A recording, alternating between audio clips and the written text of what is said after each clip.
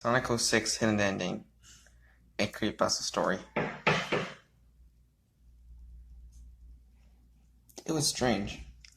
I had never seen the clip before, and I had to assume that such a thing could not exist. But it does.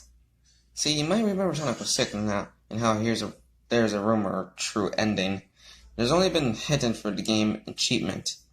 That's a Chronos or something similar to that name. Unlike the true ending, it says in the description. I can't quite recall the game score points you get on the Xbox 360 for it. Maybe it's 100 points or something big like that. But anyway, it almost near impossible to attain. Many had tried and assumed that you need to attain all S ranks in the file storage to get it. But you don't. It's well hidden within the disk. You need a really good program on your computer to rip it from the data. At least, I think so. My disk, at least, was like that. It's much different than the other releases. It still has a Platinum Family Hits edition box and label, but I always thought the data was the same on the inside as the rest. It was my second copy. The first was made in a freak accident with prior 360 we had, which the cats knocked the console off the table while running, but the disc is still inside. The second copy was picked up at GameStop for a few months later. New in box, still plastic wrap, and for $13 plus tax. That was about 4 years ago. The day I got the replacement. That's right, no mysterious seller from eBay, no strange email address and disconnected phone numbers, no burn to a CD.exe file, markup with a Sharpie peeling decals on the top of the disc. No, this was a normal purchase like any other time. After years of exploiting every bug I could find, and trying to find ways to extend game time with certain characters for certain segments, I decided I wanted to try something new with my disc, ripping the cutscenes from it. I had downloaded a standard TV quality collection of the clips before, but this time I wanted raw files, all in HD, and perhaps without subtitles, because I enjoy reading EMV so often. It's a hobby I have had since I was 14. I didn't exactly have to rip from Xbox sticks, as it seemed that every time you stuck the disc into a computer, it spat out a short video saying that you should put that thing back into the Xbox if you want to use it. I knew I had to rip DVDs of mine, even if I sometimes goof and got the Spanish audio or in Portuguese subtitles from importantly stating what channels to rip from. Game discs were completely foreign to me, but I was lucky to have family who could direct me in the way I needed for a task like this. And eventually, I ended up with the set of files to use. Finding them to be all a bit of a clutter for over 100 individual video clips to be just sitting in a folder. I set to work creating subfolders, labeling them, renaming and numbering each clip property, and sorting them by what episode. Each one belonged in. Shadows went with the shadow file, Silver with silver, Song in the Sonic one, and the last story had its own as well. It was nice to be organized. I found my eyes to be a bit crossed from staring at all the files and remaining them. I decided to take a quick break and watch a few of my favorite moments for a while until my eyes stopped feeling weird. My favorite moments tended to be short bits of action that just caught my eye.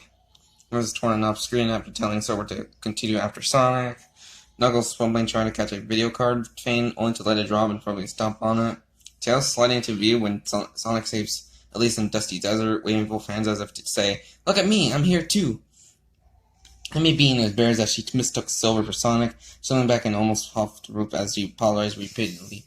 Silver flailing his arms to not fall as part of the joke.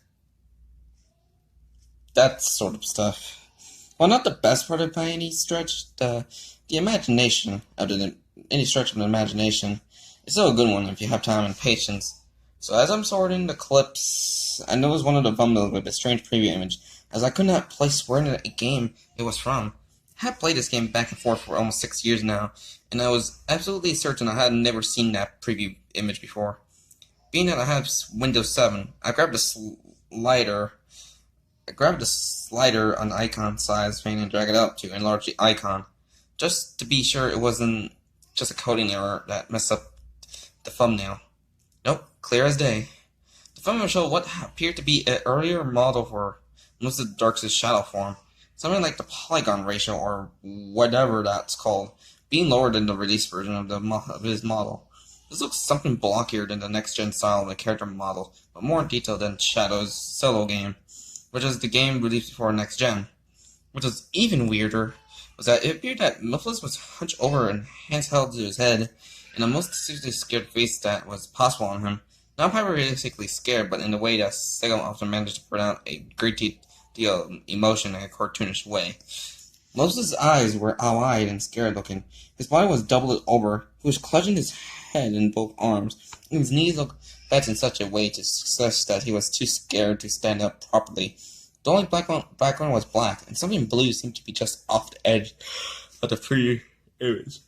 The file was able something like "and truth" or something similar. The file format suffix at the end.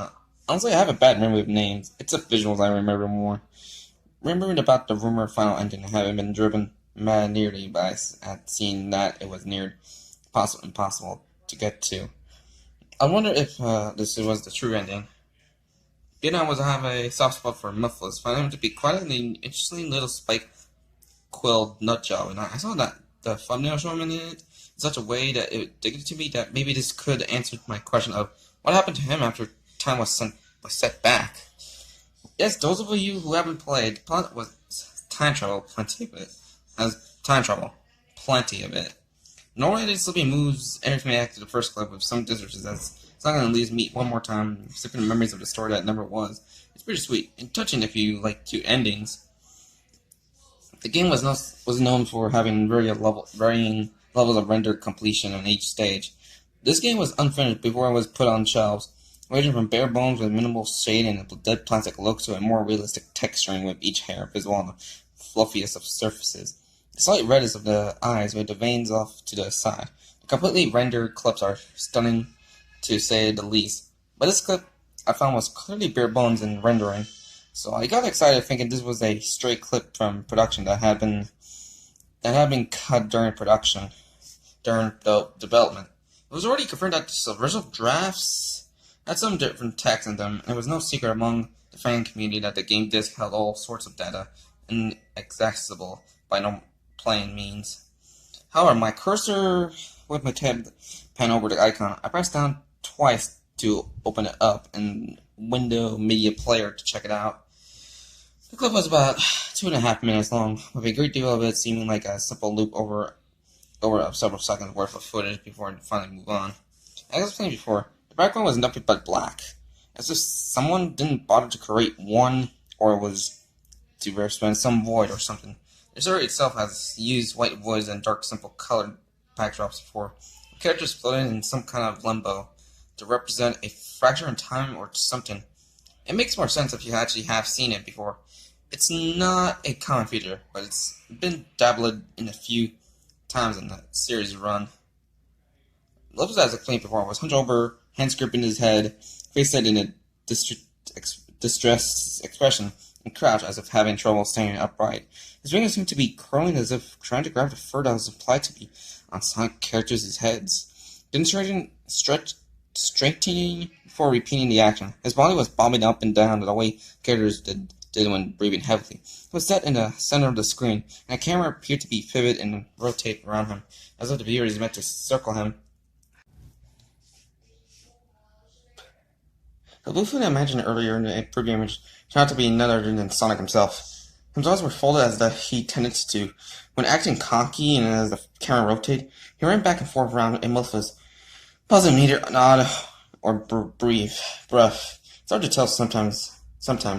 His face held an expression that weren't particularly unusual, but still seemed off. Sonic was well known as being a rather optimistic and rarely grudge-holding type of fellow. The exception was simply his eyes being less rather than usual, which is an indicative of glare he occasionally had when he neither bested or suspicious of someone. And his mouth seemed to be set at somebody on at rest possession, as though he wasn't sure whether to grin or frown.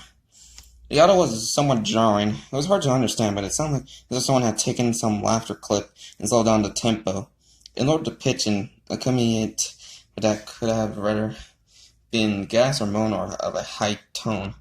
They're repeated for at least 2 minutes before fading to black, then swiftly bringing up another clip entirely. This time it was a fixed view of Mephiles, sitting on the black floor, large hands neatly folded around himself. At first I mistook it for a straitjacket before I realized his hands are just big, much like any other character in the series. His character is now set in his more well-known, mildly peeved glare, staring ahead as he rocked himself back and forth, wiggling his feet as if some sort of tick, allowing himself to be rather limp as he rocked forward and backwards. Now the audio has changed at this point in the same tone and style. I can hear a Steve drag out, "You're too slow," and a garbled mess. Preparing for the next half a minute as Mephiles continued his action. It is that the words come from Sonic's taunt and his appearance in Super Smash Bros. Brawl. I wonder if the laughter was also an alternate version of Sonic's voice. Then I started to really think about the clip once it ended. I want people to be featured with Mephiles. Why Sonic, who never met him face to face, despite having killed once before by Mephiles? If this is the true ending, where is this taking place? Is Mephiles imagining all this? Maybe really is insane, and the apparition of Sonic is haunting him? Did Sonic take a moment before time was reset to do this? Is Mephiles stuck in some sort of void from now on, haunted by his own broken mind? So many questions. A lot I can't completely just transcribe for the simple reason I have not formed them to words yet. Maybe it's because my sister enjoys Silent Hill and has shown me the franchise in such a way that what is usually considered scary invokes not even a twinge of unease sometimes, but I find myself not particularly unnerved by this clip. Because I realize it's solely a game and the characters are nothing more than data encoding to simulate the visual of a living creature. But all of this have moments when we find ourselves feeling pity, joy, sorrow, fear, and other emotions for those digital creations at one time or another. As part of a headcanon, I have always kind of imagined the one-shot and dead characters in the series as somebody retired in the area that they'll just chill, regardless of character legend or game they appear in.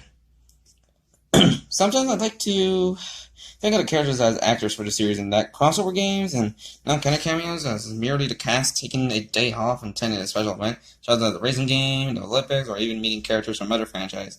Since Sonic having appeared in a few official games in Mario now, even one with Solid Snake and Banjo-Kazooie. Those games further fueled a silly idea just to keep fans interesting.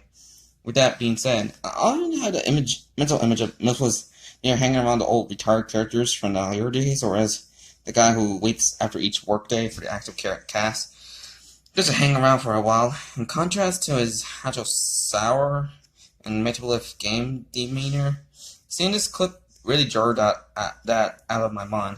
I now can only imagine him being trapped in a dark place, constantly laugh at, being torn as he stretches at his ears futilely to block it out. It sounds like even just sitting there, rocking himself for no apparent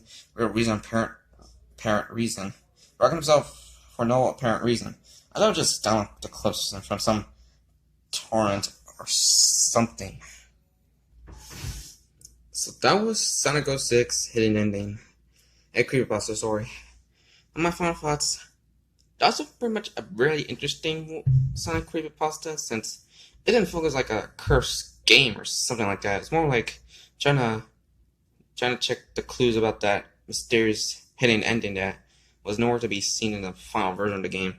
And the whole details of Mephiles in this story is actually very interesting since everybody wants freaking Mephiles back in another Sonic game, since Forces is more like not a good game, because I think it's about time that we need another Sonic game that has the same vibe as neither Unleashed, Heroes, Adventure 1 and 2, and surprisingly 06. Maybe have Mephiles come back, And also there was a sequel called Sonic 06 episode of Mephiles, but I think that'll be in another day for that creepypasta. In another day. So yeah, hope you enjoyed this video and hope you have a pretty good day, guys. And bye-bye. And tomorrow's gonna be another teaser for Amiibo Adventure Season 3, so stick around on that.